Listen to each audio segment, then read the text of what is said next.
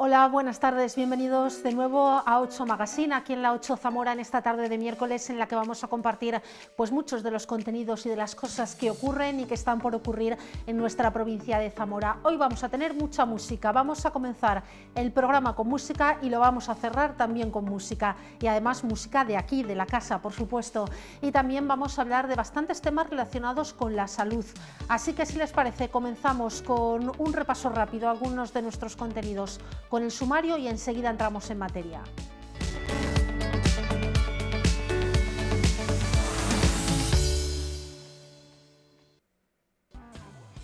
Hoy en nuestra sección de cerca nos adentraremos en el mundo de Sin Secretos, la banda zamorana que rinde homenaje al mítico grupo del pop español. El tema de los tributos está en auge y hoy vivimos con un grupo zamorano este tipo de música en nuestra sección de cerca. Y este viernes se celebra el Día Mundial de la Diabetes. Nosotros hemos hablado con la Asociación de Diabetes en Zamora y con una doctora en enfermería sobre esta enfermedad. Nos van a dar las pautas sobre una vida saludable que ayuda al control de esta enfermedad, y nos contarán también que este viernes y este sábado estarán en la calle para hacer las pruebas de azúcar en sangre a los zamoranos que lo deseen. Zamora es tierra de grandes escultores y artistas, y hoy tenemos que hablar de uno de ellos de nuevo, cuyo futuro sigue encaminado hacia la creación. La Casa del Cofrade de la Real Cofradía del Santo Entierro de Zamora acoge hasta el próximo 16 de noviembre estas maquetas a escala de los pasos de Ramón Álvarez. El artista de todos ellos es Marcos Vergel, un joven torresano de 15 años. Sus elaboradas maquetas están acompañadas por las fotografías de Víctor Garrido, una exposición enmarcada en ese bicentenario del nacimiento del imaginero de Coreses.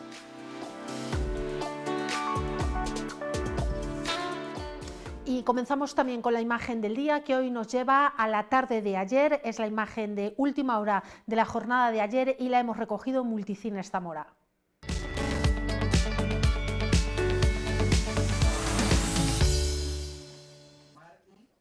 Y es que ayer, como ven, tenía lugar la proyección de la película Asignatura Pendiente del año 1977 dentro del ciclo España en Libertad, que celebra esos 50 años de la llegada de la democracia y de la libertad a España. Unas 100 personas acudieron a la cita en la que Freddy Reguilón hizo la presentación de la película, una obra de José Luis García que se inscribe en el contexto de la transición española y aborda temas como el desencanto político o la nostalgia generacional. Mañana jueves la cita será dentro de este mismo ciclo con una conferencia sobre la transición y la importancia de las instituciones a cargo de Juan Malamet, periodista del diario El Mundo, que va a tener lugar esta charla a las 8 de la tarde en el Ramos Carrión de Zamora. Y tenemos también que hablar de actualidad municipal, también muy ligada al mundo de la cultura, de lo que nos espera en cuestión de días en Zamora.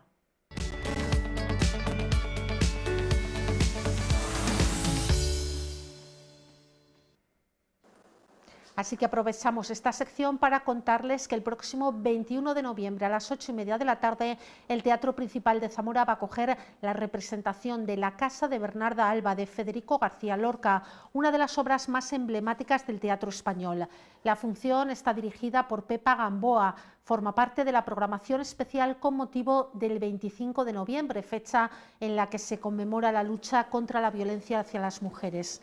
La representación tendrá una duración aproximada de unos 65 minutos y al acabar el público que lo desee puede participar en un tiempo para charlar con la compañía.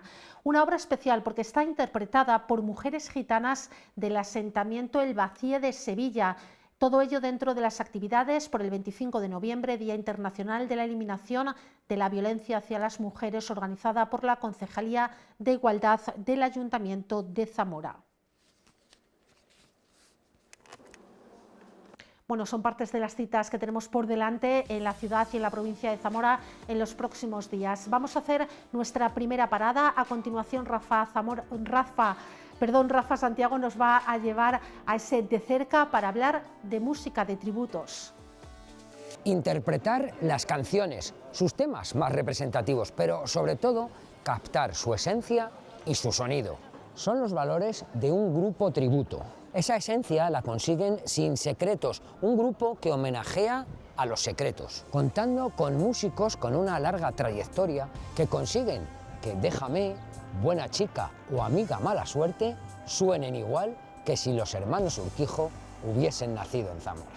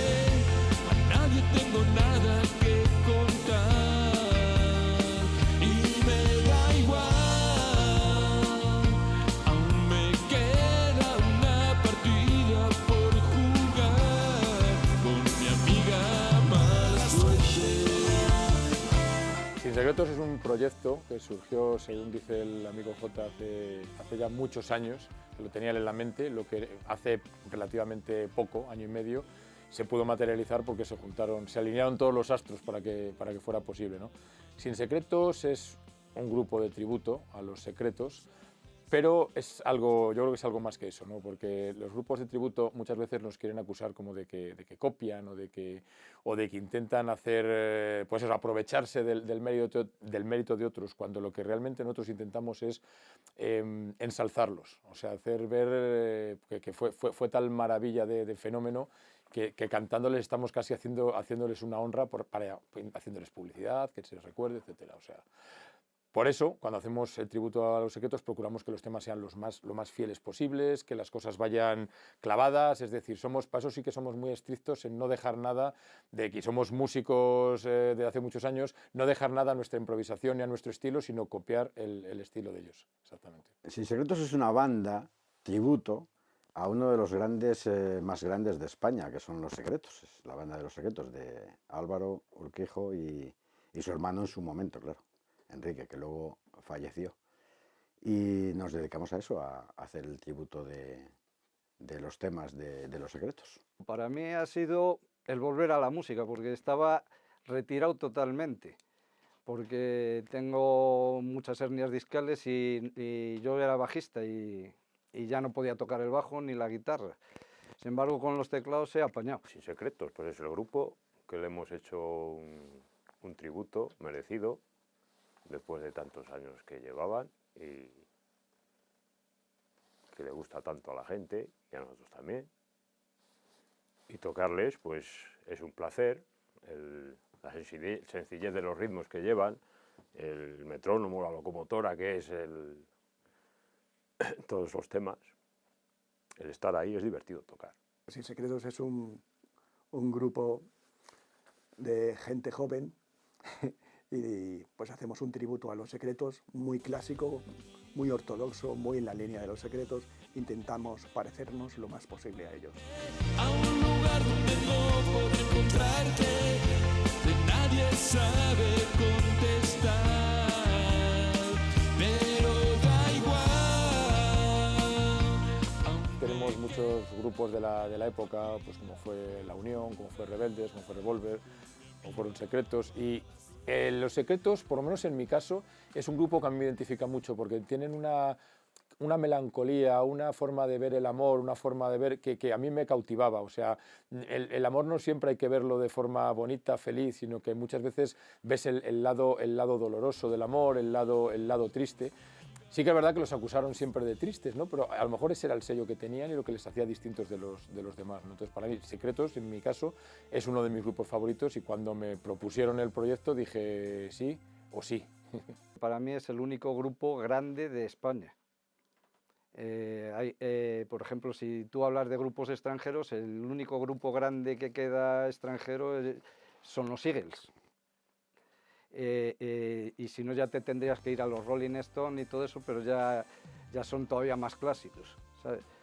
Y en España el único grupo que hay de ese tipo es Los Secretos. Como en España ha habido siempre mucho de todo, mucho rock y mucho pop, y heavy, claro, yo creo que Los Secretos eran los únicos que aportaban, o por lo menos para mí, aportaban un tipo distinto de música, con características que llegan muy bien a la gente, unas letras muy, muy especiales.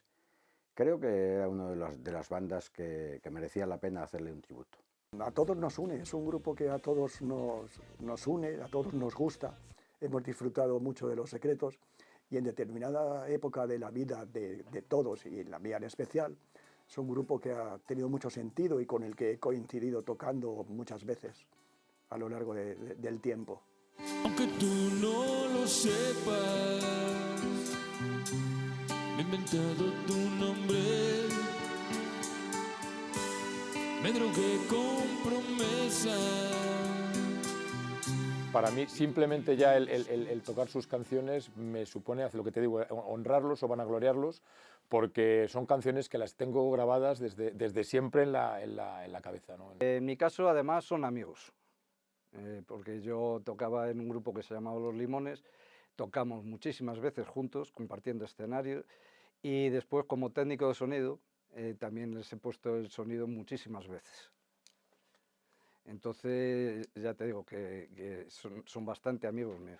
Nos gusta a todos Los Secretos, sí, exactamente, sí. Hombre, para hacer un tributo, lógicamente, todos los componentes de la banda tienen que tener, pues eso, les tiene que gustar el grupo que van a hacer el tributo y tienen que haber vivido en esa época para que las vivencias de los temas pues te puedan llegar y puedes hacerlo pues mucho mejor, desde luego. Además hay que admirar a los grupos nacionales, la música que tenemos, estos grupos que siguen tocando en vivo, hay que amarlos, quererlos y adorarlos, que son muy buenos. Ahora que todo acabó y que el tiempo te ha vencido y tu amigo te dejó, dices que cuentas conmigo. Hemos intentado meter todo lo posible y lo que estamos haciendo es que conforme vamos viendo la respuesta del público, añadimos unos temas u otros, o quitamos otros. O sea, tenemos varios temas en la recámara que no se tocan, pero sí los tenemos preparados, y otros pues que en un principio no se pensaban meter y al final se han metido, pues dices, oye, vamos a darle un poquito más de marcha, vamos a darle un poquito más de tranquilidad, depende también del entorno donde estemos representando. Si es un teatrillo no puedes ponerte muy cañero, si es un sitio ya más que la gente pueda aplaudir y puede bailar, pues sí podemos ponernos temas más marchosos. Es complicado, son demasiados temas los que tienen. De hecho, la selección ha sido compleja. Ahora estamos haciendo 23 temas, teníamos 26, se han retirado 3 porque si no se hacía demasiado largo. Y la verdad es que aún cuando se retiraron, alguno de ellos decía, de mis compañeros, decían que por qué no las tocábamos, pero es que claro, si nos ponemos a decir vamos a tocar, al final tocamos 30, 40 temas y estamos 4 horas en un escenario. Creo que era un poco exagerado. Y bueno, había que buscar temas, quedarnos con los temas que eran un poco más moviditos, porque conocidos no puedes decir me quedo con los conocidos, porque todos son conocidos, o sea. Pero simplemente eso, buscando un poco que la gente que está viendo el concierto se lo pase bien y no haya tantos temas tranquilos y relajados que te puedan parar el ambiente, la marcha de la noche. El repertorio yo creo que es muy adecuado, es canciones que conoce todo el mundo y cualquier canción, aunque no te hayan gustado Los Secretos, yo nunca he sido muy de Secretos, pero todas las canciones me suenan y a todo el mundo lo mismo. Entonces el repertorio es cualquier canción que eligieras iba a quedar bien en el repertorio. Es muy complicado. Entonces, yo te voy a ser muy sincero, yo me dejo más llevar por los gustos de mis otros 4 compañeros, voto, hablo, critico, pero me dejo más llevar porque si te metes, como tú dices, en sustancia, es que podrías hacer un concierto de 100 éxitos y sería muy difícil. ¿Dónde pones el stop? lo bonito que tienen Los Secretos es que tienen un estilo que sabes que son ellos, pero sin embargo, lo que dices, hay temas que son tremendamente marchosos, otros que son tremendamente parados, otros que son pues alegres, aunque son los menos. O sea, la anécdota que tienen Los Secretos es que los llamaban tristes y que hicieron algún tema solo para que le quitaran esa etiqueta, pero con eso demuestran también esa flexibilidad temática de la que me comentas, ¿no? O sea, pueden hacer canciones súper marchosas de alegres, pueden hacer canciones súper marchosas tristes y la verdad que son, para mí me parecen unos monstruos. Es gente que, la gente que lleva tantos años en el escenario y sigue teniendo audiencia es porque tienen algo. O sea, es inevitable que esta gente pues tenga, o sea, que tenga este renombre, porque lo ves, dices, si no tienen que hacer nada más que estar ahí, simplemente para que la gente les siga, ¿no? Divertidísimo, divertidísimo desde el punto de vista como músico, como técnico, y desde el punto de vista de que prácticamente eres un espectador, porque la gente responde cantando, se lo pasa tan bien que te lo hacen pasar de maravilla aquí también. Es muy divertido.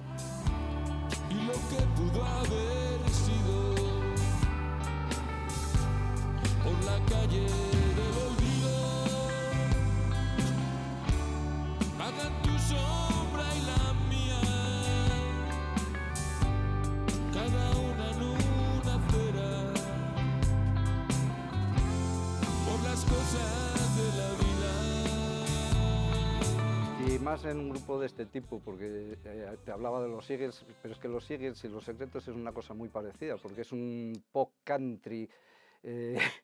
Es el mismo tipo de música, más o menos. Yo, por ejemplo, sí he controlado siempre este tipo de música, porque yo toqué en Los Limones, que era lo mismo, era el mismo estilo. Entonces, para mí ha sido sencillísimo entrar en el estilo, ¿sabes? Pero para este tipo de estilos, la complicación la tienen los guitarristas, porque ya ser un guitarra así medio country es muy difícil, porque eso es todo sonido, es el ambiente que se consigue y todo esto.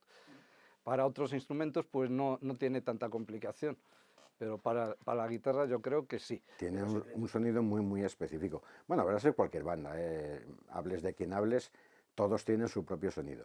Quizá como Los Secretos han sido como más pop, más limpios, guitarra más limpia, menos distorsión, pues llegan a tener esa cosa especial que otros pues parece que se entremezclan, ¿no? O sea, si coges Panzer o Bush, Barón Rojo, pues son guitarras distorsión y esto como muy parecido, ¿no? Y Los Secretos tienen ese toque especial de limpieza que bueno, lo llevan a lo que son, a Los Secretos, que no hay otros. Tenemos la suerte de contar en el grupo con dos técnicos de sonido, pues grandes técnicos de sonido desde mi punto de vista, porque han sonorizado muchos grupos, a mucha gente, entonces saben tras de lo que se andan. Y aunque no son iguales en criterio, porque lo que a uno le gusta más, al otro a lo mejor le gusta menos, todavía enriquece más el grupo, ¿no? Es decir, no solamente es cantar como canta Enrique, no solamente es poner la voz que pone Enrique o Álvaro, sino que encima hay una serie de cosas que vienen detrás de que si esto cárgalo de efectos, métele no sé qué, métele cuál, y lo que tú dices, llegamos a conseguir un sonido que se parece bastante. Bueno, al menos es lo que nos dicen por ahí. Entonces, la magia al final es porque hay muchas cosas unidas en el grupo que conjugan todo el producto que al final ofrecemos. Sobre todo la sencillez y el metrónomo que llevo, toco con metrónomo siempre y ahí vas casado con el metrónomo y vas ahí a piñón y notas que el grupo tiene fuerza con lo que es la medida en sí, porque los ritmos no son complicados. Hay que conseguir los ambientes, y conseguir los ambientes es bastante complicado, entonces tienes que andar buscando siempre cómo conseguirlos, y eso pues en realidad te divierte. Y cuando logras decir que cierras los ojos y dices, joder, si parecemos Los Secretos, pues te alegras bastante. Y sobre todo, la batería y el bajo es la locomotora de los Insecretos. Luego sobre ese muro se construye lo que son los detalles de la guitarra que brillan sobre esa estructura que está debajo. Yo llegué a tocar muchas veces con Enrique, porque coincidimos en el 92, por ejemplo, del 92 al 96 coincidimos mucho, porque estábamos en la misma agencia. Y nos mandaban juntos porque éramos los dos grupos más similares que había. Entonces, estando en la misma agencia, tocando más o menos similar, pues íbamos juntos a muchos conciertos. Y de hecho, por ejemplo, Ramón Arroyo aprendió a tocar la pedal steel a cuenta del pedal steel que teníamos nosotros en Los Limones. El sonido de Los Secretos es genuino, es solo de ellos y ha costado conseguirlo, pero tenemos mucha experiencia, ¿no? Y al haber tocado diferentes estilos en diferentes grupos, diferentes bandas, pues como que tu instrumento ya lo controlas hasta el punto de asemejarte a lo más posible a ellos. ¿Sí? Intentamos eso, ser fiables. Aunque tú no lo sepas, nos decíamos tanto. Depende de qué grupo tributos vayas a mirar. Pues, por ejemplo, hay varios grupos que hacen tributo a Queen, pero solo hay uno que haga tributo realmente. Los otros están versionando a Queen. Y los grupos que hay tributo a Los Secretos ahora mismo en España, pues le pasa lo mismo. Están versionando a Los Secretos. Nosotros estamos haciendo el tributo. De hecho, intentamos hasta vestirnos igual y todo esto. Y el tributo yo creo que es eso, porque cualquiera puede coger y salir haciendo una versión de una canción, pero conseguir que suene a ellos, eso es más complicado, y eso es lo que es un tributo. Los grupos tributo lo que ofrecen es que el espectador, cuando está viendo ese grupo, pueda desplazarse a la época en la que él tenía 15, 20 o 30 años menos y vivía los conciertos de ese grupo. Sus canciones hacían que sintieran ciertas cosas. Pues si lo que se consigue con el tributo es eso, es lo principal, desde luego. Es lo que se intenta, ¿no? Que la gente se traslade a la época en la que realmente ese grupo estaba funcionando. En este caso Los Secretos todavía no lo han dejado, pero bueno, tampoco pueden estar en 1000 sitios a la vez, no es Papá Noel que de una noche está en 100 sitios, ¿no? Pero desde luego que sí, que hay que intentar que la gente se traslade a esos momentos que vivieron con sus canciones, con sus letras en la época. Te hacen sentir las cosas que sentías antaño, porque la música actual digamos que es más electrónica, más sin alma, sin corazón, y los grupos de antes te pones a tocar a Los Secretos o cualquier grupo que hay cantidad de Extremo Duro, de Leño, de cantidad de cosas hay.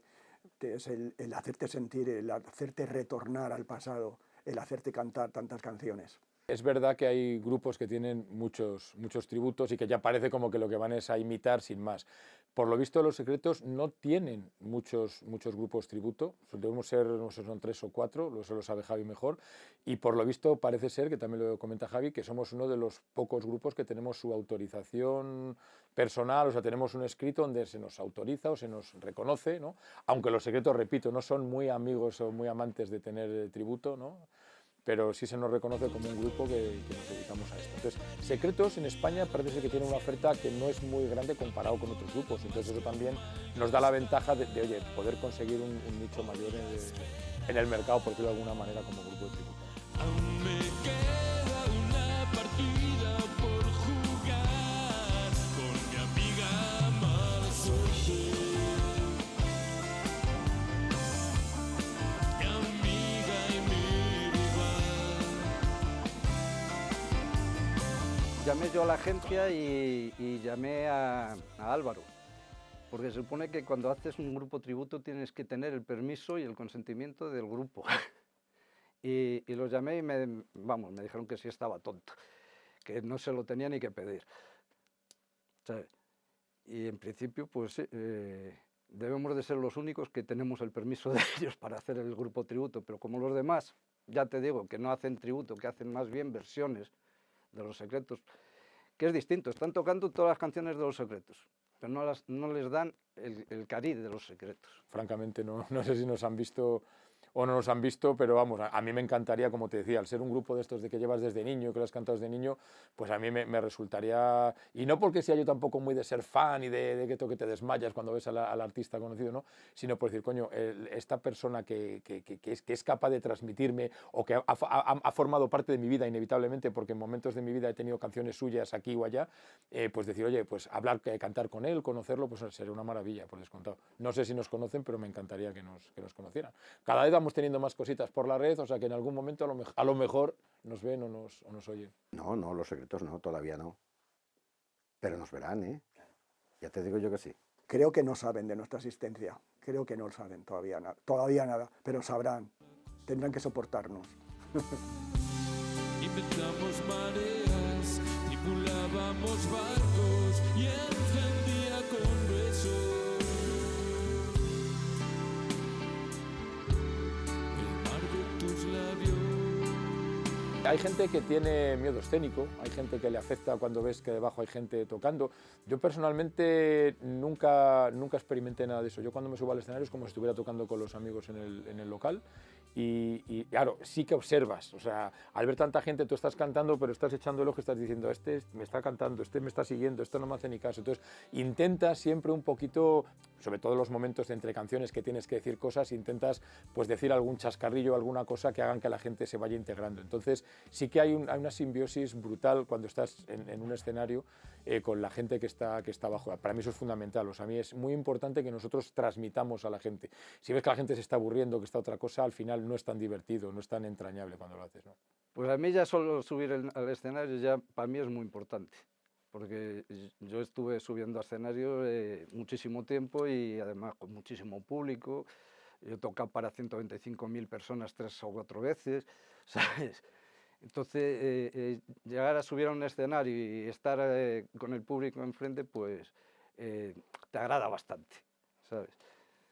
Y en principio, pues para mí ya solo eso ya vale. Y si encima estás haciendo algo que te gusta, pues mejor. Una vez que subes al escenario ya no importa. O sea, el problema está antes, está cuando estás ensayando, cuando estás buscando las canciones, buscando el sonido, encontrando esa forma. Las guitarras, Ramón las suele afinar en distintos tonos, no el tono normal, puede estar en un re abierto, en un sol.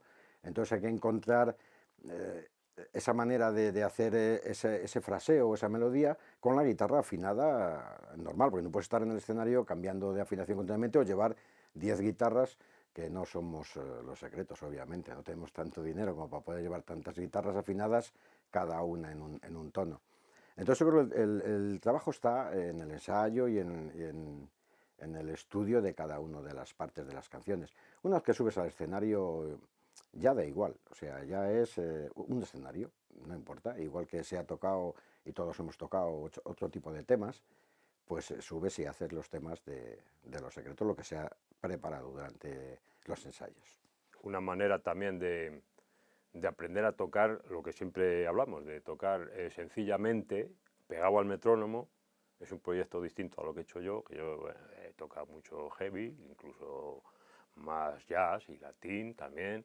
Y esto, pues, el pop no he tocado mucho y entonces esto me ha abierto otra puerta distinta que me mola. ¿Sí? Para mí es un honor tocar con estos compañeros que me han dado la posibilidad de tocar con ellos, y participar en esto es una suerte y desde luego, ya te digo, un honor y encantado, porque además somos un grupo de gente súper afín, nos llevamos de maravilla y cada ensayo es un disfrute, una risa, y tocar es lo mismo, es una risa y no hay el más absoluto sufrimiento en este grupo, es todo positivo. Por la calle del olvido, donde nunca brilla el día, condenados a una noche tan oscura como fría.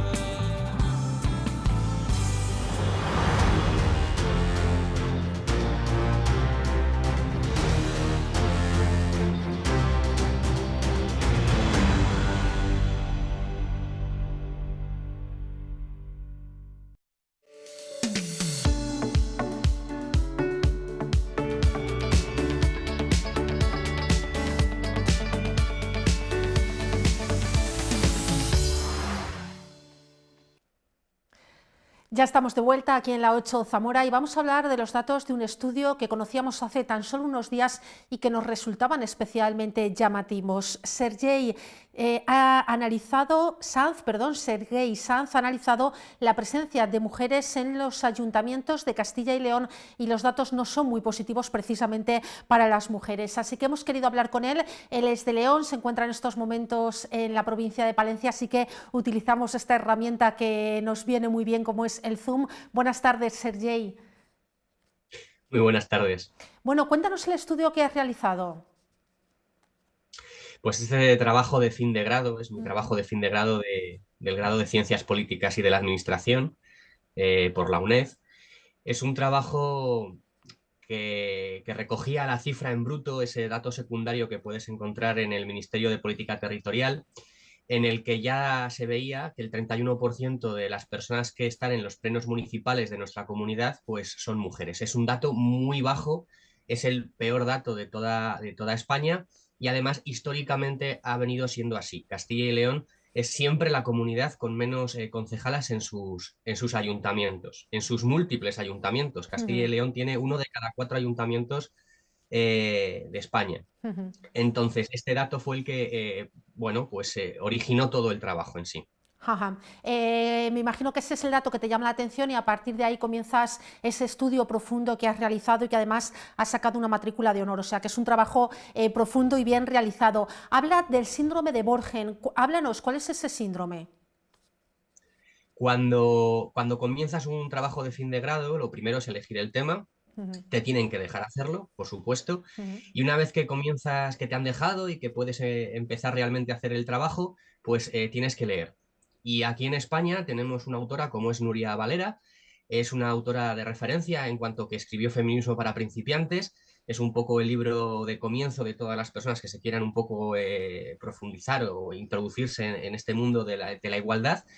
Y Nuria Valera escribió en el año 2024 El síndrome de Borgen. Borgen es una serie de televisión, una serie danesa, que habla sobre la política de ese país. ujú, Habla sobre una mujer que llega a primera ministra y que tiene que abordar una serie de circunstancias más allá de la política, cuestiones personales que le hacen incluso dimitir. Entonces, esta historia inspiró a Nuria Valera de alguna manera a escribir este libro y vio cómo, pues, en la política europea, las mujeres acceden mucho menos a puestos de poder, en este caso los estados, y además se mantienen mucho menos tiempo que sus homólogos masculinos. Así ujú. que cogimos esa referencia y la trasladamos a Castilla y León. Aquí vemos cómo exactamente igual. En los 88 ayuntamientos de más de 3.000 habitantes, no analicé los 2.248, Ujú, sí, los 88 de más población, se vio cómo las mujeres no solamente acceden en muy pocos casos a las alcaldías, solamente un 18% en el periodo estudiado desde el 99 al 2023, 24 años estudiados en el que solo el 18% de estas alcaldías fueron ocupadas por mujeres y además, aunque llegan ahí, eh, lo mantienen una media de 19 meses menos. Es muchísimo tiempo ujú. menos que sus homólogos masculinos. O sea, las Así que mujeres se permanecen menos extrapola. tiempo en un cargo, tanto de concejala como de alcaldesa. De media, las mujeres siempre están menos tiempo que los hombres, que también es un dato llamativo. En este caso estamos hablando únicamente de alcaldías. Alcaldías. Las Ujú, alcaldesas llegan un 18% únicamente y lo mantienen 19 meses menos en lo que es el conjunto de la comunidad. ujú, En cuanto a las concejalías, no se ha estudiado ese periodo longitudinal porque no hay datos. ujú. Los datos, bueno, pues es verdad que muestran una realidad, la que tenemos en Castilla y León, pero tenías también los datos concretos de Zamora, que son dentro de que los de Castilla y León presentan esa ratio muy baja para las mujeres, en la provincia de Zamora todavía es la más baja de Castilla y León.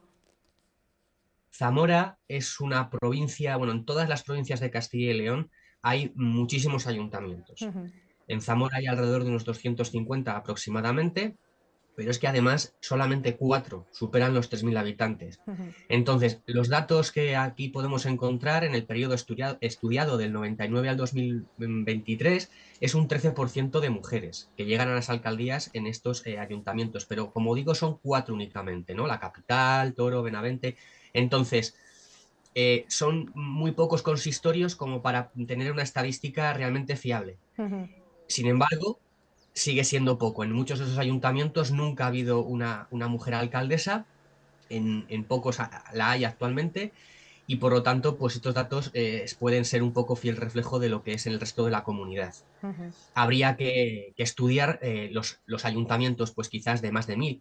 ¿Por qué he tomado la barrera de los 3.000 habitantes? porque podía haber cogido la de los 5.000 o...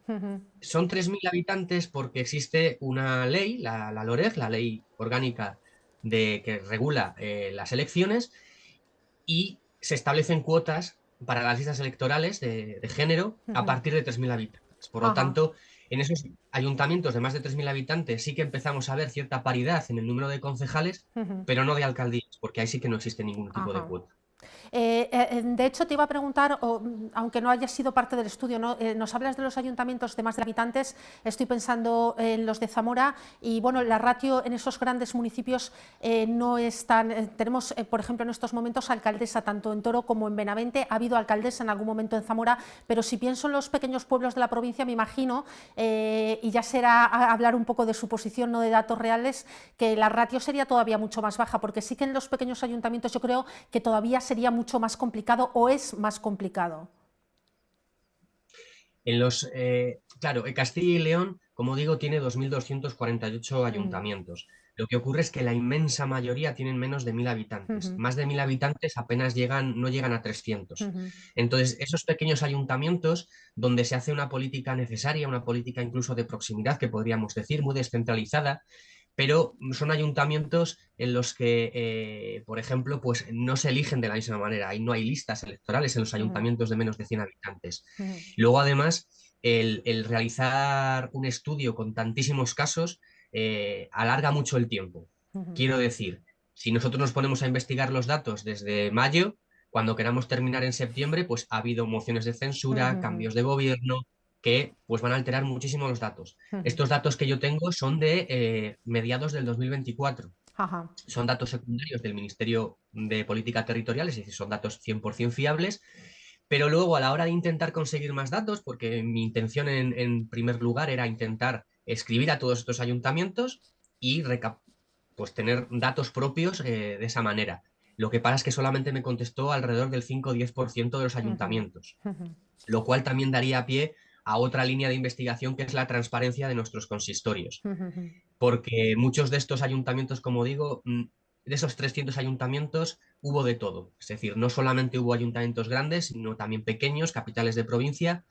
Es decir, no hay una razón pragmática para pensar que no me contestaron porque están muy ocupados, sino simplemente que no contestaron. Esto dificulta mucho la obtención de datos y el posterior análisis. Hablas también en tu estudio de desigualdad horizontal, es decir, que las mujeres que entran a los ayuntamientos además suelen ocupar determinadas áreas, mientras que los hombres ocupan otras. Sí. Esto también fue un dato que conseguí gracias a las webs de los ayuntamientos de más de 3.000 habitantes, porque hay ayuntamientos en los que tienen 200 habitantes y tienen competencias de alcaldía delegadas en los concejales, pero en principio es difícil encontrar que se organicen de esta manera en ayuntamientos de menos de 1.000. Fue una cosa curiosa que en ayuntamientos de 70, de 80 habitantes, en los que tienen 3 concejales, independientemente estén en el gobierno o en la oposición, se suelen ayudar mucho. Esto es una cosa también interesante. Pero cuando me puse a estudiar los ayuntamientos grandes a través de sus páginas web, que por otra parte están bastante actualizadas, eso es algo positivo, apenas 2 de estos ayuntamientos las tenían desactualizadas, pues fui cogiendo las diferentes delegaciones de alcaldía y vi cómo pues las mujeres llegan a responsabilidades de servicios sociales, cultura, igualdad. En servicios sociales son el 79% de las mujeres.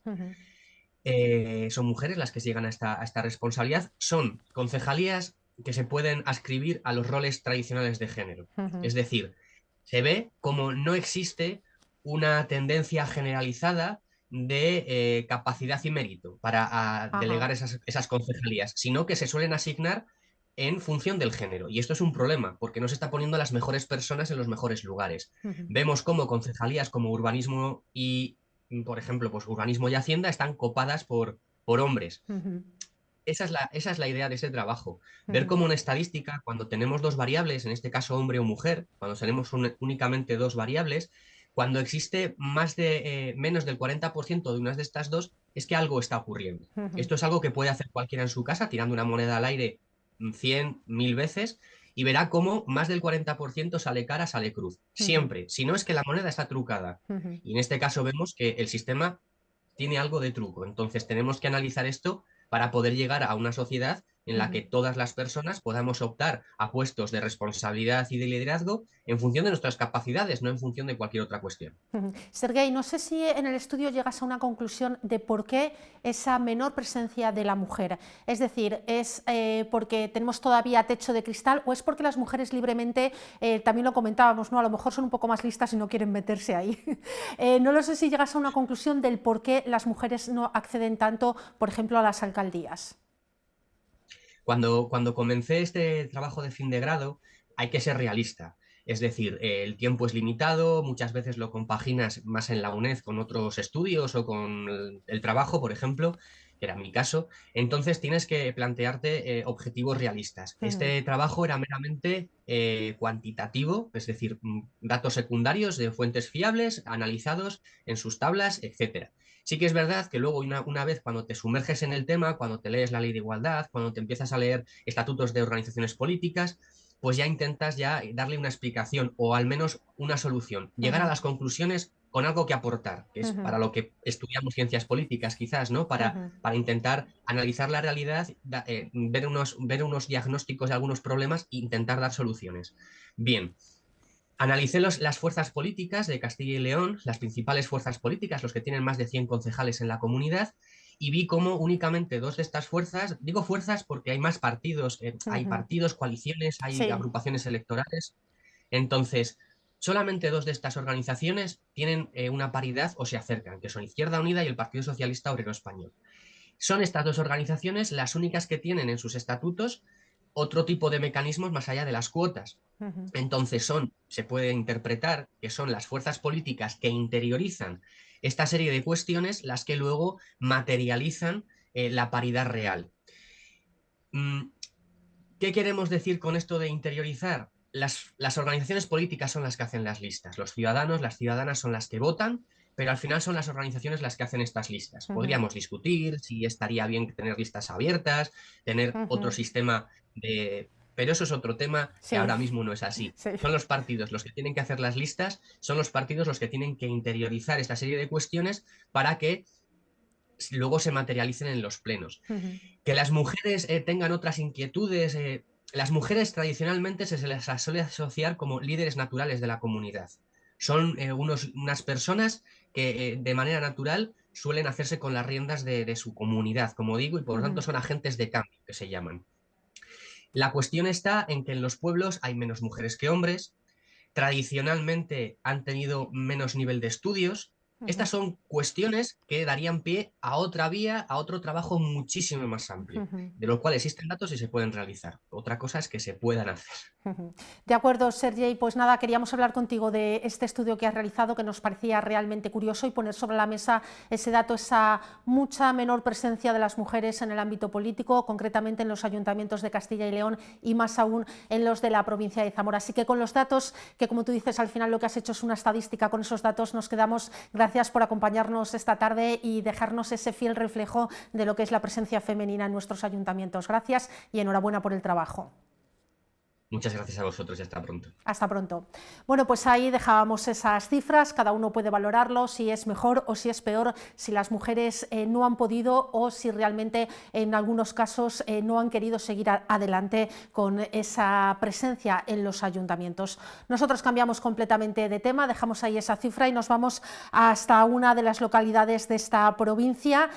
Concretamente vamos a hablar del escultor Ramón Álvarez, aunque en esta ocasión no vamos a ir a Coreses como hemos estado en los últimos días. Nos vamos a quedar en Zamora capital porque aquí en la casa del cofrade de la Real Cofradía del Santo Entierro y hasta el próximo 16 de noviembre podemos disfrutar de una serie de maquetas que se han realizado a escala de esas obras de Ramón Álvarez. Nuestra compañera Nuria Galindo ha estado conociendo con detalle esa exposición.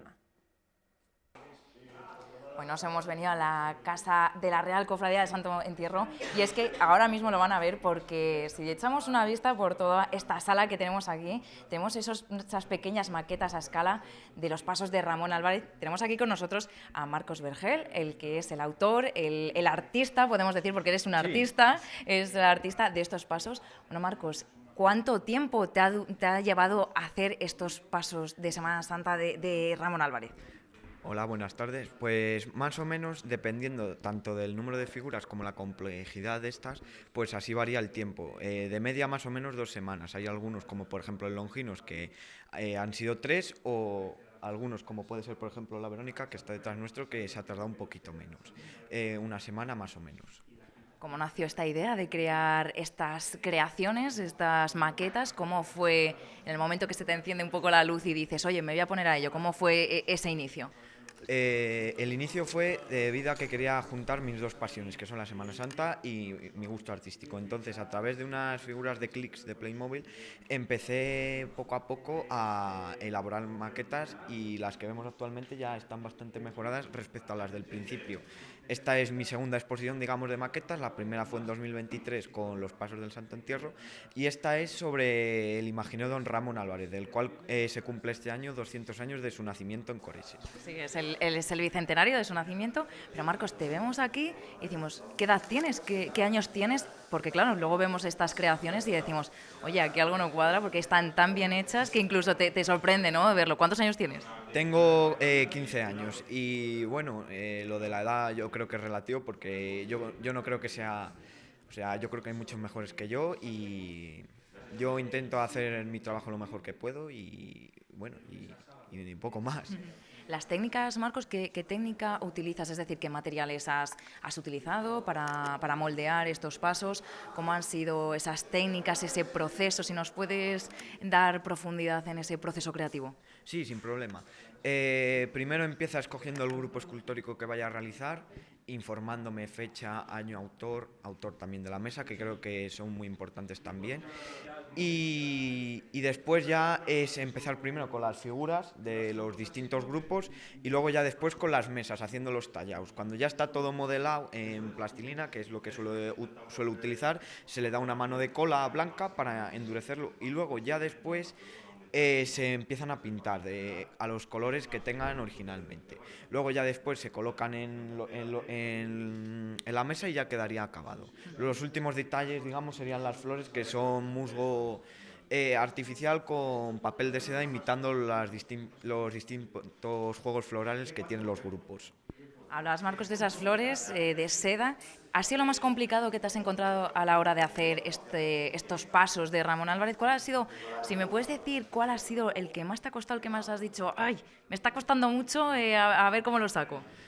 Pues no, las flores dentro de lo que cabe, digamos, como yo digo, sota, caballo y rey, porque es poner bolitas, pero el que más me ha costado creo que es el caballo Longinos, que está ahí detrás tuyo, que lo complicado ha sido, primero, ya de por sí es un paso complicado, una composición con muchas figuras, el caballo encabritado, pero yo lo he querido llevar, digamos, a su máximo nivel. Entonces he tenido que modelar el caballo y hacerle por dentro una estructura para imitar el que originalmente usó Ramón Álvarez, y creo que ahí está el resultado, que el caballo está encabritado, y ha sido el más complejo y también el que más tiempo me ha llevado, porque han sido 3 semanas contando todo, mesa, imágenes, etcétera. Nos has contado antes que es la segunda exposición que vas a presentar. ¿Cómo es eso para ti, el venir aquí a la casa de la cofradía, que te felicite la gente? ¿Cómo es para ti eso de recibir felicitaciones? Pues bueno, lo primero, agradecer a la Real Cofradía del Santo Entierro por ceder esta casa para esta exposición, y luego lo segundo, lo de las felicitaciones, yo las agradezco, pero sigo igual, con las mismas amistades, o sea, a pesar de tenerlas y que me sirven, digamos, pero es seguir creando arte y no quedarte estancado en una cosa, seguir. Y Marcos, ¿qué significa para ti la Semana Santa de Zamora? Ya lo estamos viendo en tus procesos creativos, todo eso que te nace del corazón seguramente. ¿Y qué significa para ti ese momento de la Semana Santa zamorana?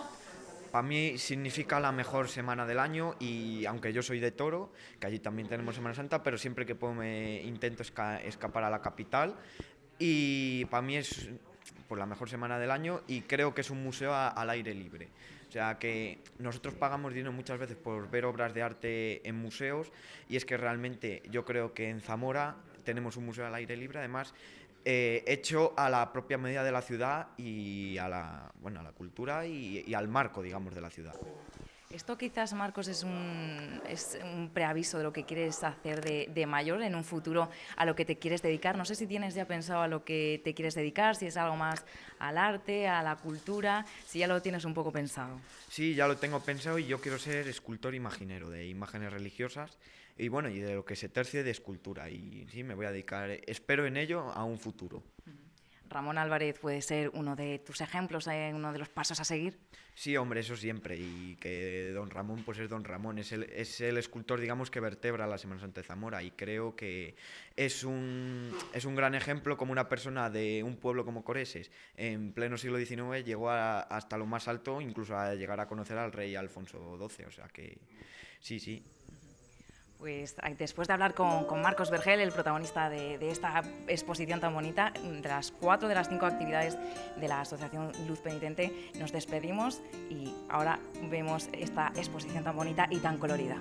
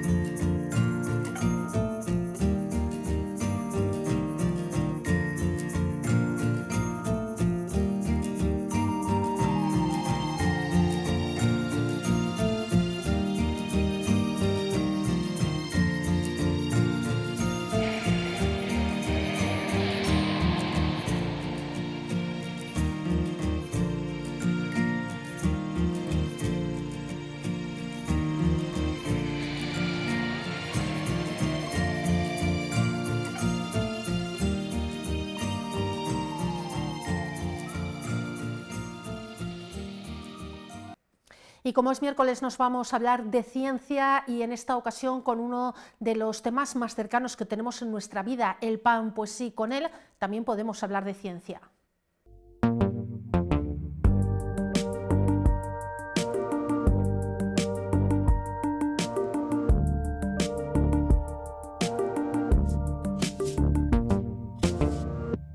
Hola de nuevo, qué placer teneros una semana más aquí en Ciencia en Serie, la sección de ciencia de la 8. Continuamos aprendiendo del mundo que nos rodea y de cosas que tenemos medianamente claras.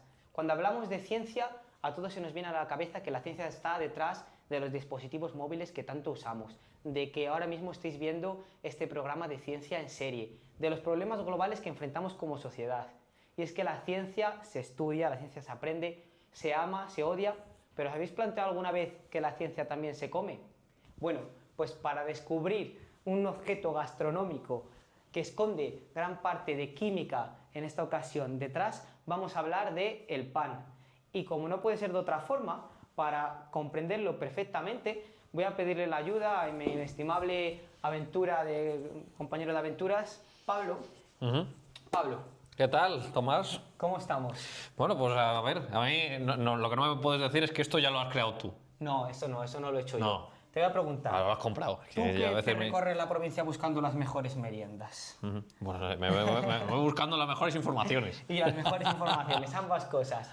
¿Qué es lo que más te gusta del pan? ¿Tú qué le pides a una buena buena pregunta. Me estás preguntando si por dentro... Yo soy corteza. En general, yo soy de corteza. ¿Qué te gusta? ¿Te gusta de la corteza y de currusco, además. ¿Más hechos, menos hechos, con miga, sin miga? Uy, cada uno es un mundo, pero posiblemente entre mitad, tirando más hechos.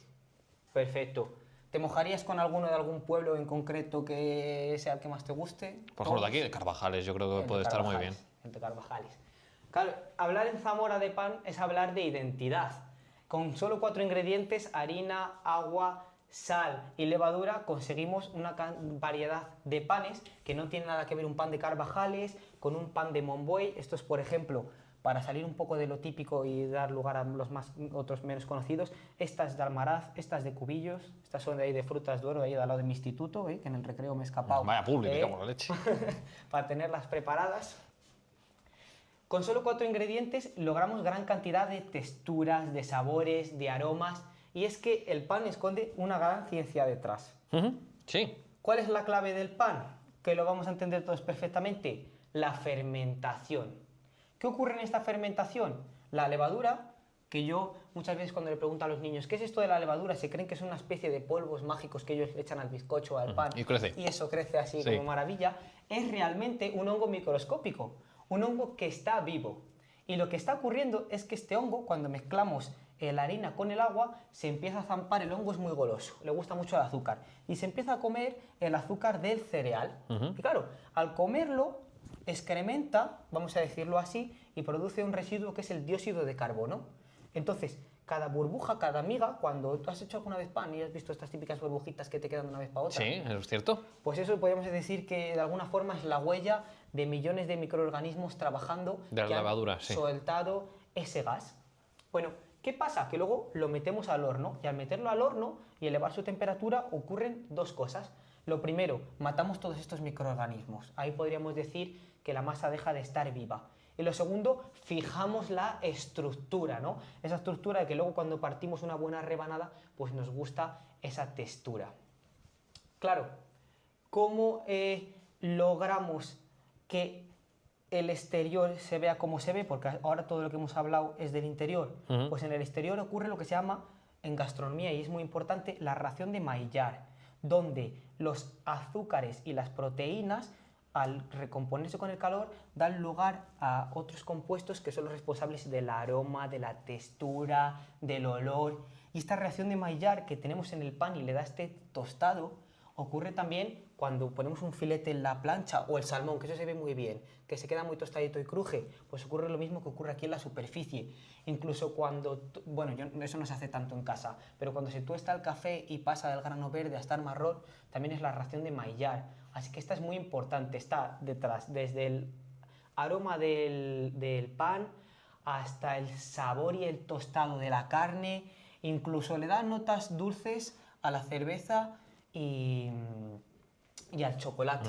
Está claro, detrás del Sí, sabor, ¿no? Al final. Es muy importante de cara a la gastronomía y de cara pues, al arte culinario. Y claro, quería aprovechar el programa para que todos supieran lo que es el gluten, ¿no? Que es una proteína que ahora está súper de moda. El gluten, Para mal. el gluten free, para mal, es verdad que es para mal. ¿Qué es el gluten? Pues el gluten es una proteína que no es que es algo que se añada al pan, sino que se genera en el proceso. Cuando mezclamos el agua con la harina de trigo... De trigo, ¿no? que es Porque la de maíz no produce Eso gluten, es. ¿no? El trigo es la mayor parte del pan, el 80 o 90% se hace con trigo, pues se genera esta proteína. ¿Qué hace el gluten y por qué es tan importante en el pan? Porque es lo que le mantiene la elasticidad, es lo que le da la elasticidad a la masa. Claro, cuando estos hongos crean ese gas, pues el pan puede crecer gracias a que es elástico debido al gluten. Si el pan no tuviese gluten, pues sería muy denso y plano, sería prácticamente como las tortas estas que hacen en algunos pueblos que no crece, porque por mucho que el gas quisiera expandirse, como no es elástica la masa, se quedaría Claro, se aplanada. quedaría en plan. ¿Cuál es el problema? Pues los celíacos, que ahora cada vez tenemos más personas celíacas, que es una enfermedad autoinmune que afecta a la pared del intestino cuando se toma el gluten, y claro, pues hay que intentar tomar y a realizar panes sin gluten. Y en esto la ciencia tiene mucho que decir, porque se están utilizando muchas harinas, de trigo, que era lo que me comentabas, de espelta, de arroz, de maíz, y lo que se hace es intentar simular esta red elástica que crea el gluten, que no es nada sencillo, ¿eh? No, porque estamos diciendo que le tienes que dar esa elasticidad, ¿no? Por ejemplo, Efectivamente, hablando del pan, para que pueda concretamente. crecer. Y no hay tantas panaderías que te hagan un pan sin gluten, porque es un proceso más complejo que el de la harina de trigo. Por supuesto, estamos en Zamora. ¿Qué elemento es imprescindible en Zamora y qué hace que tengamos panes de tanta calidad?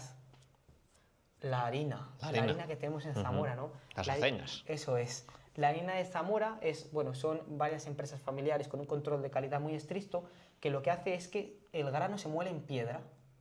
Y al molerse en piedra lo que estamos haciendo es que se eleve menos su temperatura. Y al no calentarlo tanto, parte del germen y del salvado de estas piezas se conserva. ¿Y esto qué permite a los panaderos? Pues no tener que utilizar aditivos para hacer la masa. Que sea más natural, ¿no? Efectivamente, que sea más natural. Claro, los panes de nuestros pueblos, los panes de nuestra provincia tienen mucho cariño detrás, muchas horas de fermentación, una masa madre viva que van alimentando día a día. y lo que en un pan, la duración de la fermentación, lo que en un pan de nuestra provincia puede ser entre 12 y 18 horas, en un pan industrial que compramos en supermercado, como tiene que producir en masa, lo reducen a menos de una. Claro, ¿cómo logran igualar? Pues utilizando muchos aditivos químicos, muchos mejorantes, enzimas, etc. Y claro, eso hace que los panes de supermercado durante unas horas posteriores a su compra pues den la talla, pero es verdad que enseguida, en cuanto que pasa envejecen tiempo, más rápido. O se ponen muy duros o todo lo contrario, se ponen gomosos. En cambio, un pan de estos de Zamora tú lo puedes comer al día siguiente sin ningún problema. Y eso es gracias a la fermentación mucho más lenta y a que en muchos hornos de Zamora todavía siguen siendo de leña, no siguen siendo industriales. Cada panadero hace su greña, que es la marquita del pan, que a priori pues puede parecer que es un detalle solo estético, pero lo que nos hace es realmente que crezca uniforme y sobre todo que no se nos parta. Quizás si no le hacemos una buena greña, el pan al crecer... Para que respire, ¿no? Un poco, claro, hablando en plata. Eso es, nos haría formas mucho más feas y bueno, estéticamente con la greña, pues ya cada panadero y cada panadería se la hace de una forma y es un poco su sello. Entonces, claro, el pan que ahora lo tenemos tan, vamos a decir, cotidiano, ¿no? Es algo que yo creo que va un poco a la par de las culturas. Se cree que el primer pan se hizo hace unos 12.000 años. ¿12.000 años? Eso es. Bueno. Que alguien dejó una papilla de cereal por ahí. Pues es difícil, eso te iba a decir, ¿no? Claro, por lo que fuera, la tiró al fuego, se daría cuenta, son suposiciones mías, que olía bien y dijo, hombre, hay que probarlo. Y cuando lo probó, pues desde ahí hasta ahora todas las civilizaciones se han hecho sus fórmulas, ha alimentado a muchas personas. Y yo viniendo me estaba pensando algunos refranes y el que se me viene a la cabeza es el del castellano este, dame pan y llámame tonto, ¿no? Que refleja un poco la cultura, pero es que ya luego buscando en la antigua Roma decían ubi panis ibi patria, donde hay pan hay hogar, donde hay pan hay patria. Entonces eso refleja la importancia del pan en la sociedad. A buen hambre no hay pan duro. Efectivamente. Hay más unos cuantos de esos. Sí, al pan. Todo eso nos muestra esa ligadura que tiene con la sociedad. Incluso en la NASA, como no pueden comer los panes normales, porque estas migas les pueden dañar los equipos, se meten por las ranuras y se les genera polvo, lo que hacen es que comen una especie de pan que es como una torta, es un pan especial que no genera migas, es más duro, pero siguen comiendo pan y eso refleja la importancia del pan. Así que bueno, creía importante hablar del pan porque durante mucho tiempo ha sido la química, ha sido un experimento de química que se ha hecho en las casas. Es verdad que ahora en las casas casi no hacemos pan, pero antes muchas veces nuestras abuelas hacían el pan en casa y no deja de ser un experimento químico que huele bien, sabe mejor y además ha alimentado a la población durante años. Acompaña, marida muy bien con nuestro vino, con nuestros productos de la provincia, de maravilla. Todo. Así que nada, espero que os haya gustado y nos vemos la semana que viene, ¿dónde? Aquí, en la 8 Zamora y en Ciencia en Serie. En serie.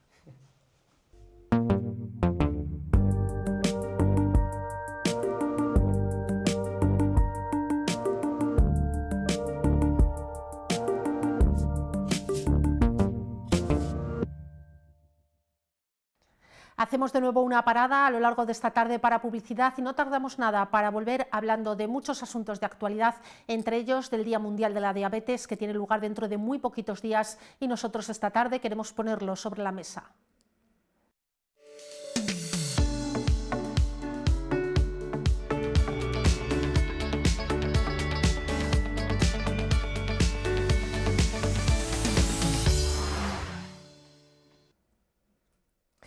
Bueno, pues continuamos porque este próximo viernes 14 de noviembre se celebra ese Día Mundial de la Diabetes y para hablar de esa jornada y de esta enfermedad nos contamos hoy con la presencia de José Miguel Mateos, que es el presidente de ADIZA, y también nos acompaña María José Rodrigo, que es doctora en enfermería. Los dos, muy buenas tardes, gracias por acompañarnos. Hola, buenas tardes.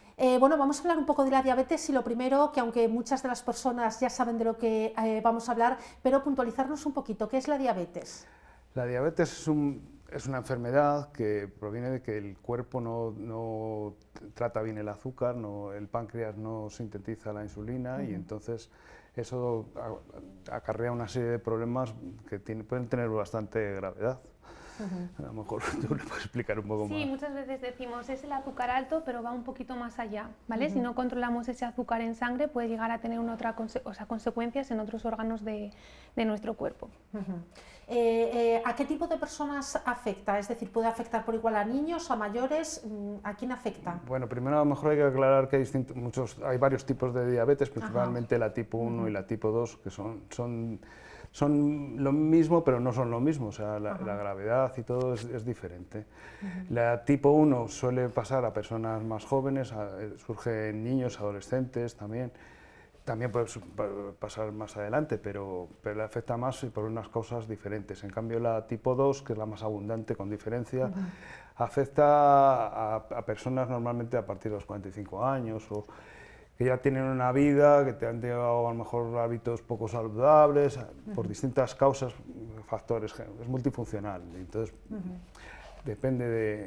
luego hay una diabetes gestacional y luego hay otras, pero son bastante minoritarias comparadas con esas dos. ¿Y sabéis aproximadamente a cuántas personas afecta? A nivel mundial creo que es un 14% más, bueno, 14% es en España, exactamente. O sea que hay bastante gente con diabetes. Bueno, pero como bien decías, como hay distintos niveles, habrá personas que lo puedan llevar un poquito mejor y otras que lo llevan con más complicaciones. Es una enfermedad que parece que es una epidemia casi desde este siglo, cada vez va a haber más. O sea, en España precisamente el envejecimiento de la población y una serie de factores, pues parece que cada vez somos bastante más. Además, es un problema que mucha gente lo desconoce. El desconocimiento de la enfermedad es un problema muy serio. O sea que hay personas que pueden tener diabetes, estar viviendo tranquilamente y no lo saben. Sí, sobre todo la tipo 2 que no da la cara, o sea, te va deteriorando los organismos y tal y tú no te das cuenta. Empiezas a tener síntomas, pero a lo mejor te influyen, puedes tener una enfermedad cardiovascular, los riñones, la vista, un montón de cosas. ¿Qué cuidados podemos tener, por ejemplo, con el tema de alimentación, de formas de vida saludables? ¿Qué cuidados podemos tener para intentar paliar esta enfermedad? Pues siempre hablamos de la alimentación y del ejercicio. La alimentación al final es clave porque, como ha dicho José Miguel, la diabetes tipo 2, que es la más frecuente, la parte buena es que normalmente es prevenible o al menos retrasar el diagnóstico. Entonces, llevar una buena alimentación, pues lo que conocemos como dieta equilibrada, la dieta mediterránea, aumentar el consumo de frutas, de verduras, de legumbres, de pescado, de frutos secos y disminuir esos productos que todos sabemos que son más perjudiciales. Hablo de bebidas azucaradas, de alimentos ultraprocesados, de azúcares que nos añaden a muchos alimentos, intentarlos disminuir. Es cierto que luego el ejercicio físico también es importante, pero cuando hablamos de ejercicio físico no nos referimos a algo imposible, quiero decir, a estar horas y horas en el gimnasio. A ser un gran atleta. Efectivamente, no es necesario eso, simplemente pues caminar, bailar, dar un paseo en bicicleta si me gusta. Lo ideal es personalizarlo con pues según los gustos y lo que pueda el paciente, ¿no? Pero bueno, mantenernos activos. Y luego muchas veces se nos olvida también hacer hincapié en la importancia de descansar bien y de intentar reducir el estrés, porque al final el tema de la salud mental también es muy importante y en estos pacientes, por supuesto que también. Cuando hablamos de alimentación, estaba escuchando los hábitos que creo que son saludables para cualquier tipo de enfermedad, incluso si no tienes ninguna enfermedad, para la vida saludable, ¿no? Y es verdad que últimamente hemos metido tantos azúcares, tantos alimentos procesados, que es lo que tenemos que intentar evitar, ¿verdad? Sí. Yo creo que en general todos deberíamos de intentar evitarlo, aunque cada vez parece más complicado porque te entra por todos los lados, ¿verdad? ¿Nos resulta al final complicado o es cuestión de plantearte y plantear una buena alimentación no es tan difícil? Hombre, la vida moderna nos lleva a tener menos tiempo para ir al mercado, cocinar en casa, entonces, hombre, es normal, pero hay que aprender a leer las etiquetas, a buscar los alimentos que tengan menos aditivos, que sean más naturales. Es un esfuerzo, pero merece la pena. Por la salud es lo más importante. Al final las frutas, las verduras, todo lo que va menos procesado nos va a sentar en general mejor. Efectivamente. Y a veces ya no hablamos de muchos cambios, sino pequeños cambios que podemos hacer todos en nuestra vida, pues a lo mejor al café de todas las mañanas echarle menos azúcar, cada vez irnos acostumbrando a esa menor cantidad de azúcar. Si voy a trabajar y me transporto en autobús, pues a lo mejor bajar una parada antes y aprovechar para ir ese tiempo caminando. Quiero decir que son pequeños hábitos que podemos conseguir y que pueden hacer que no tengamos esa enfermedad que afecta a millones de personas. Aquí en Zamora, hablo de la capital, pero también de la provincia, el ir andando a trabajar o el darnos un paseo es algo que no tiene excusa de no hacerlo. Es decir, aquí no podemos decir, oh, es imposible que yo me dé una vuelta así, porque aquí lo tenemos prácticamente para ir a trabajar, para ir a hacer la compra o para darnos una vuelta alrededor de nuestro pueblo, es muy fácil. Efectivamente. Contarnos un poquito también la importancia de la enfermería comunitaria, de la enfermería escolar también para la prevención de la diabetes. Sí, bueno, nosotros tenemos un compromiso muy grande con demandar la enfermería escolar, sobre todo, porque lo palpamos que las madres de los niños diabéticos y tal, y bueno, y los padres tienen un problema cuando surge cualquier incidente cuando están allí en el colegio, en la clase, pues tienen que acudir precisamente ellas a atender al niño, y no siempre es fácil. O si tienen que acudir a una actividad extraescolar, también a lo mejor se tienen que privar de ella porque no hay una enfermera que les atienda. Claro, que limita un poco la vida normal de los más pequeños cuando tienen diabetes. Son niños que tendrían que tener una vida perfectamente normal. Tienen un pequeño un problema que ellos van aprendiendo a controlarse también, pero necesitan esa ayuda. Y es verdad que, porque lo he visto, ¿no?, que los niños, incluso muy pequeños, aprenden precisamente porque no tienen a lo mejor una ayuda profesional, que sería lo suyo, que hubiera cerca una ayuda profesional, y al final desde muy pequeños tienen que aprender ellos a autogestionarse esa medicación o esos hábitos que tienen que tener, ¿verdad? Así es. ¿Qué supondría, por ejemplo, una enfermera de apoyo en los centros escolares, que se ha reclamado además tanto desde el Colegio de Enfermería? Sí, son no solo para el tema de claro, la no solamente para este. Pues es una decisión política y de gasto, o sea, claro, tiene un coste que yo creo que como sociedad avanzada que somos y moderna, pues tendríamos que tener, muy importante. También se podrían utilizar, servir para la educación de salud, claro, es que eso viene bien para todo el mundo. Sí, como enfermera lo tendrás claro, ¿verdad? Sí, Cristina, al final un papel fundamental de las enfermeras, de hecho en el grado de enfermería así está puesto como uno de los objetivos, es la educación para la salud. La educación para la salud en el colegio, la educación para la salud en el centro de salud de atención primaria, la educación para la salud en la planta del hospital, en las consultas del hospital. Quiero decir que las enfermeras podemos y debemos hacer educación para la salud, trabajemos en el ámbito que trabajemos. Y me imagino que además, no sé si conocerás alguna, porque hay muy poquitas enfermeras que estén en centros educativos, pero tiene que ser también muy satisfactorio dentro de vuestra formación y del trabajo que desarrolláis, esa parte de estar en contacto con los pequeños y ayudarles a que desde pequeños tengan esos hábitos saludables, me parece muy bueno para ellos, pero también para vosotras y vosotros. Sí, totalmente de acuerdo. Personalmente no he estado en un centro como tal, pero sí que es verdad que he sido enfermera de pediatría durante varios años y es súper gratificante por lo que tú dices, porque al final les estás enseñando hábitos desde pequeñitos y como se dice, lo que se aprende de pequeño se tarda más en olvidar. Decimos que este próximo viernes es ese Día Mundial de la Diabetes, es una manera de llamar la atención a toda la sociedad, y tú también decías que hay personas que viven y no saben que tienen esa enfermedad. ¿Qué tipo de actividades habéis organizado y qué vamos a poder tener en Zamora de cara a ese viernes para saberlo y estar un poquito más concienciados? Bueno, pues nosotros vamos a estar aquí en la calle Santa Clara, vamos a acompañarnos de alumnos de la Escuela de Enfermería que van a tomar muestras de sangre para hacer análisis capilares, y vamos a estar distintos miembros de la asociación que nos pueden preguntar sobre nuestra propia experiencia, que para eso están en parte las asociaciones, para compartir la experiencia que tenemos en el manejo de nuestra enfermedad.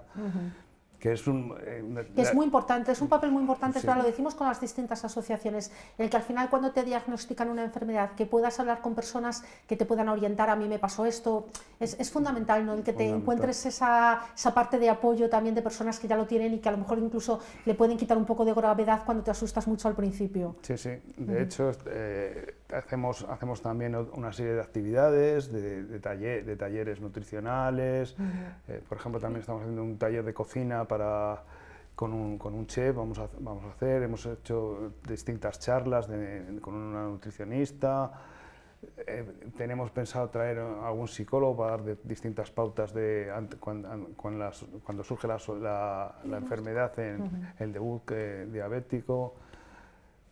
así. Esa prueba que vais a hacer el viernes, porque yo creo que es muy interesante para toda la sociedad, para que las personas que a lo mejor puedan tener la duda de si tienen diabetes o simplemente para comprobar que no la tienen, ¿en qué horario, dónde vais a estar y cómo es esa prueba que se realiza? Sí, nosotros vamos a estar en la caseta, aquí enfrente de la antigua Caja España, de Unicaja. Vamos a estar en horario de 12 a 2 y por la tarde de 6 a 8, viernes y sábado. La prueba consiste en una toma, un pinchazo, un pequeño pinchazo en un dedo, se toma y con un aparato te mide el nivel de sangre. Es orientativo del nivel pero bueno, luego eso hay que ratificarlo con unos análisis y con un profesional que... Te da una pauta claro, de si puedes tener un nivel alto y entonces esas personas ya se derivarían, tendrían que acudir al especialista, ¿verdad? Al centro de salud para comentárselo y hacer el control. Bueno, pues de y hacer ya una prueba más seria efectivamente. para ver si se tiene esa enfermedad o se descarta, pero está bien, bueno, esa pequeña introducción en el mundo a través de esa prueba que, como dices, es sencillita, ¿no? No cuesta nada. Nada, es un pinchacito de nada que no duele, no... Bueno, pues que los zamoranos sepan que tenemos esa prueba ahí muy cerquita el viernes y el sábado en el centro de Zamora. Quería preguntaros también a la asociación, llevas poco tiempo al frente de la asociación, por las necesidades que tenéis, que siempre todas las asociaciones de Zamora, bueno, pues necesitan apoyos y seguir creciendo un poco. ¿Cuáles son las necesidades en este caso de la asociación de diabetes? Bueno, nosotros principalmente lo que queremos es que la gente que tiene la enfermedad se asocie, porque es muy importante tener un número, ya que somos tantos, somos miles, en Zamora somos miles, y cuantos más seamos, más fuerza tenemos para hacer ante las instituciones, para reclamar. Por ejemplo, ahora mismo hay un problema en los endocrinos, o sea, entendemos el problema como está, pero nosotros tenemos que reclamar que las consultas se atiendan debidamente, porque se han jubilado dos, y entonces hay un problema. Y tenemos ayudas. Se han jubilado dos endocrinos aquí en Zamora.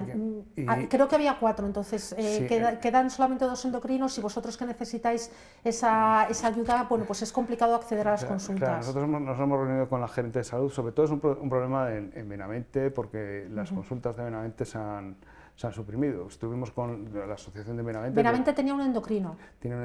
Sí, no sé si 1 o 1,5, no lo sé. Entonces, lo han perdido, tienen que venir aquí. La verdad es que para ellos es un inconveniente. A nosotros también nos afecta, a la gente de Zamora y los alrededores, porque claro, se saturan más las consultas, comprendemos el problema que hay con la cobertura de plazas. La falta de especialistas. No hay especialistas, es un problema muy difícil, la voluntad sabemos que es de resolverlo, pero es complicado. Pero bueno, tenemos que ser, cuanto más seamos y más haremos más presión para que se busque una solución. Pues estaremos pendientes de ellos, porque es verdad que es necesario, es complicado el tema de los especialistas, pero es verdad que se han perdido varios endocrinos en la provincia de Zamora y que es una de las consultas de esas que sabemos que al final la lista de espera se va engrosando, a ver si se puede ir mejorando. Gracias por acompañarnos esta tarde, que vaya todo muy bien este fin de semana con esas pruebas que realizáis y que sigáis dando visibilidad a esta enfermedad para concienciar y para que la gente cada vez lo tenga más claro. Muchas gracias por acompañarnos. Muchas gracias a ti. Bueno, y nosotros vamos a continuar, vamos a seguir hablando de salud y lo vamos a hacer en nuestro Zamora Directo.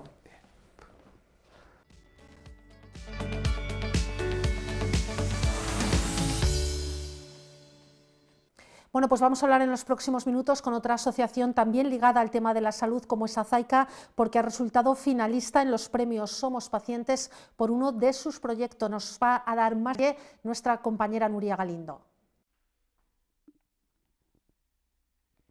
Zamora se abre hueco en el panorama nacional y lo hace con los premios Somos Pacientes, en el que Azaica, aquí estamos con la Junta Directiva, en el que Azaica se ha colado entre los finalistas de estos premios Pacientes, que ahora a continuación nos van a contar todos los detalles de estos premios, que se dirá el finalista el próximo 2 de diciembre en Madrid.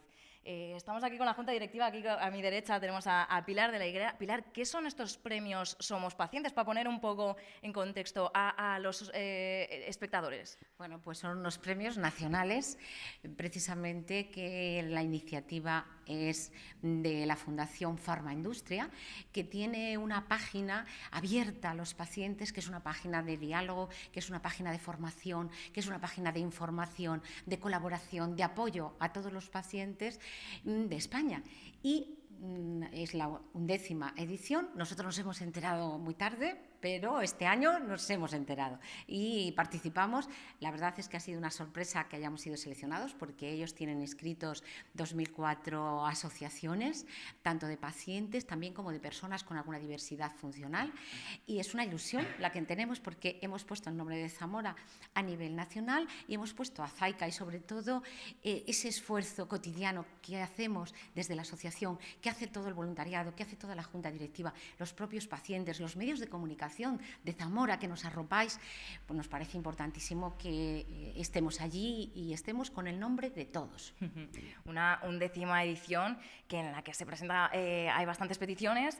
Esta vez el proyecto Pilar es una iniciativa que se enmarca en la categoría iniciativa de servicio a los pacientes, y es el transporte, en este caso de Zaica, el transporte de pacientes oncológicos de los medios rurales de Zamora. ¿De qué se trata este proyecto? Bueno, pues es un proyecto que iniciamos en el 2020, pues gracias a una convocatoria pública que tiene la Diputación de Zamora, y nosotros siempre hemos pensado que el mundo rural de Zamora hay que atenderlo.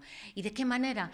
Pues hemos observado y veíamos la necesidad que había de pacientes oncológicos que estaban con un diagnóstico de cáncer, con un tratamiento en el servicio de oncología, en el servicio de hematología, en el servicio de radioterapia, y muchas veces tenían que esperar por las ambulancias muchísimo tiempo, y además, una vez que los recogían, pues tenían que recorrer varios ayuntamientos, varios pueblecitos hasta llegar a su casa.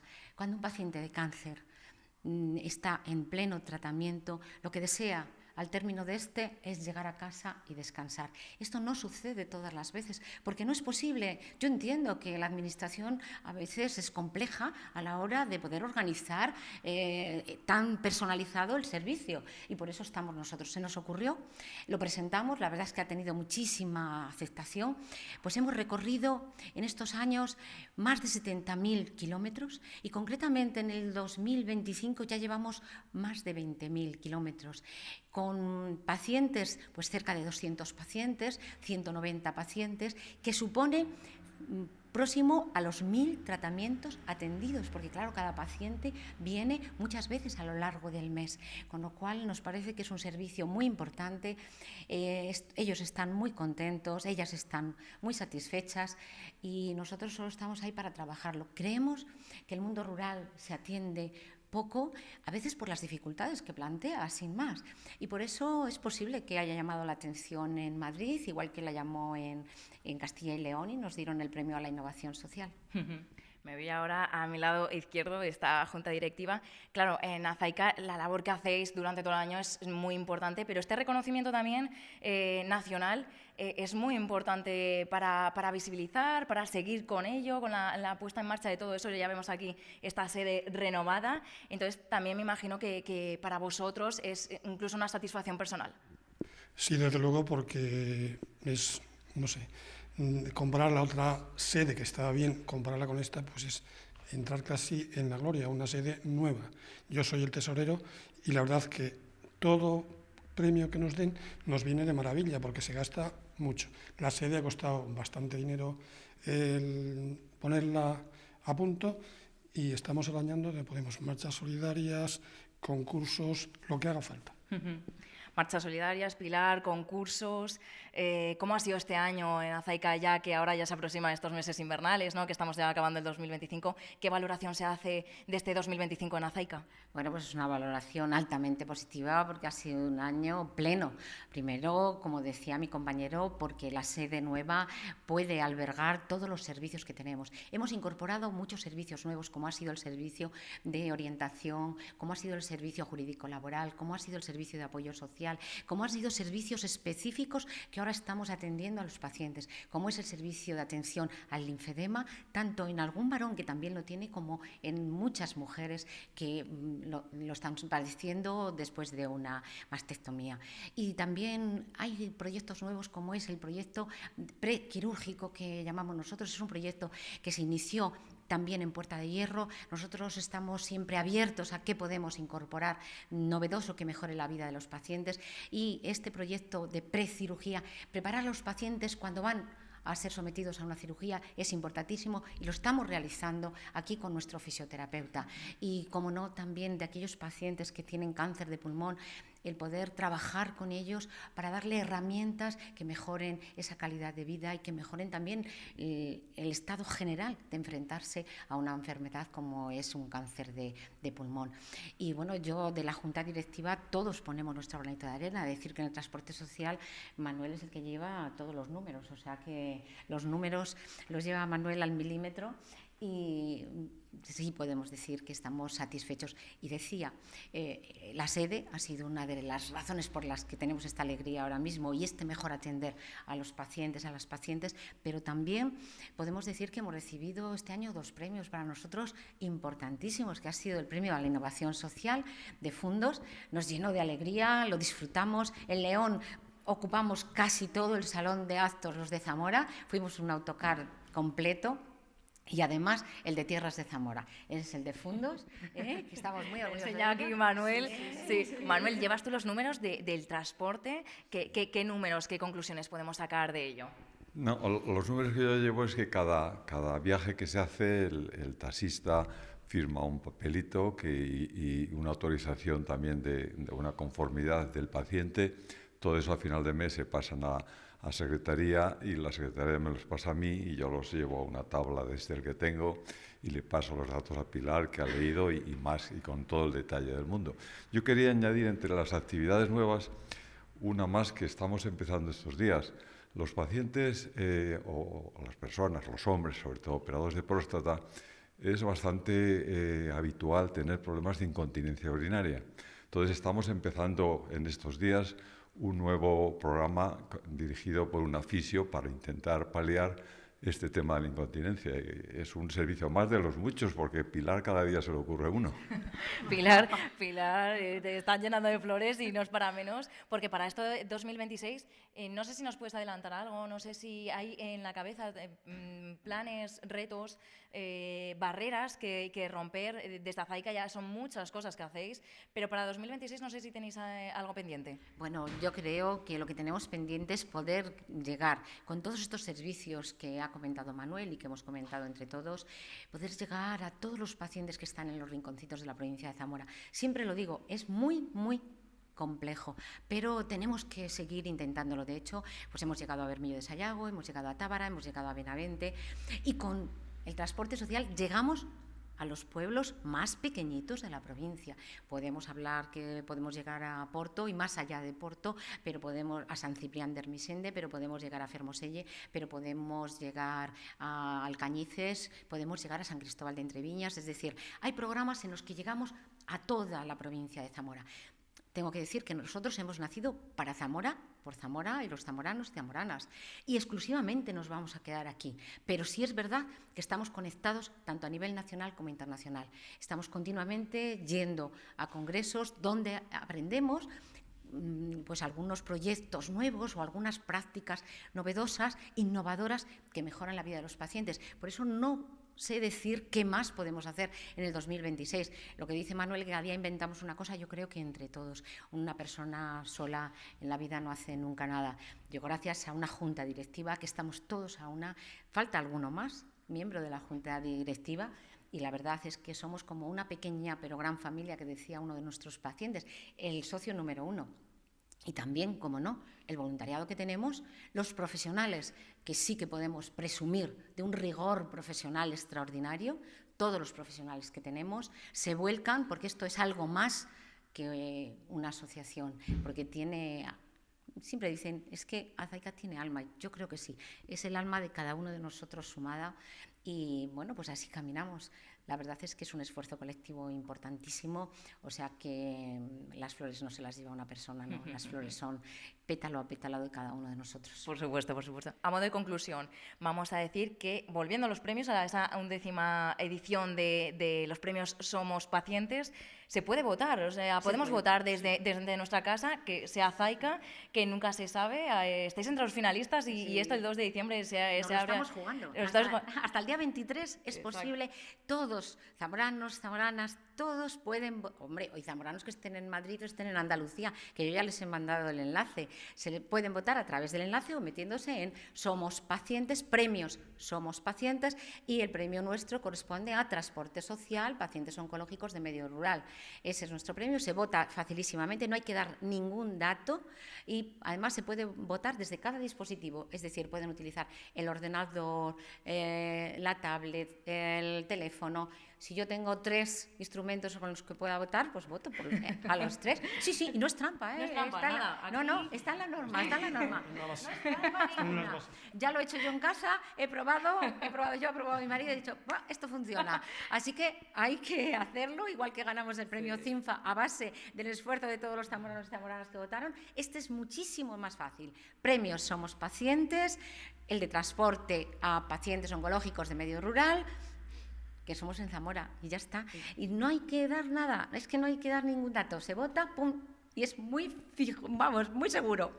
Mandamos ese recado de votar. Ya Manuel nos ha sacado antes el premio. Quién sabe si a lo mejor luego para diciembre, ¿no? Para finales de diciembre, volvemos aquí y Manuel nos trae el otro premio de Somos Pacientes y aquí hacemos como que lo mordemos, ¿no? Como si fuéramos tenistas, mordemos el premio. Sí, de todas formas, lo más importante, ya lo decía antes, es el que estemos a nivel nacional en Somos Pacientes, que tiene mucha importancia, cada vez tienen más importancia los pacientes en el proceso de cualquier enfermedad, pero en el oncológico muchísimo más. Y esa es la importancia, esa es la alegría que nos ha venido a Zamora. Es decir, estamos a nivel nacional, se va a nombrar Zamora fijo, seguro, y ahí vamos a estar.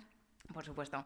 Junto a la directiva de Azaica, vamos a despedir mandando ese recado, como hemos comentado, poder votar, poder aportar también nuestro granito de arena para que Zamora ya está en el mapa nacional, pero por supuesto traer ese premio y reconocer toda la labor que hace Azaica, ese transporte de pacientes oncológicos del medio rural de aquí a Zamora, que se ha reconocido, y por supuesto seguir con esa labor, con esa ayuda, con esa escucha de los pacientes oncológicos. Nos despedimos aquí con este abrazo, con este caluroso abrazo que tengo aquí junto a todos los miembros de Azaica.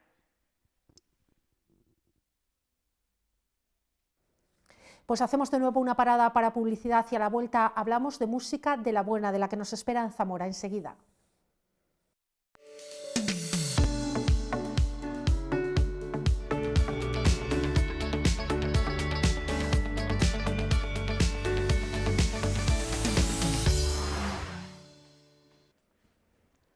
Bueno, nos queda muy poquito de programa porque ya hemos pasado las 6 de la tarde, pero queremos aprovechar para contarles que mañana jueves vamos a tener una tertulia sobre el mundo de la cultura en Zamora, no se lo pierdan, y además nos van a visitar 3 zamoranos que este fin de semana presentan en Zamora tributo a Adele. Si les parece, abrimos boca escuchando unos instantes a estos 3 zamoranos.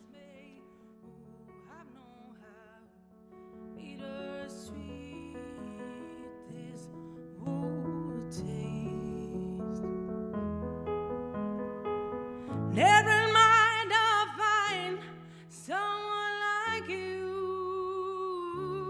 I was nothing but the best for you. Don't forget me, I beg. I'll remember you say sometimes it lasts in love, but sometimes it hurts instead. Never mind, I'll find someone like you. I was nothing but the best for you. Bueno, maravillosos los sonidos, maravillosa la voz de Eva. Mañana podremos hablar con más detalle con ellos. Nosotros nos despedimos ya y lo vamos a hacer con la mirada curiosa de nuestros compañeros. En este caso es un trabajo de Héctor Castaño, que ha puesto el foco en los infiernos de Almaraz. Disfruten con las imágenes. Mañana nos vemos de nuevo, como siempre, aquí en La 8.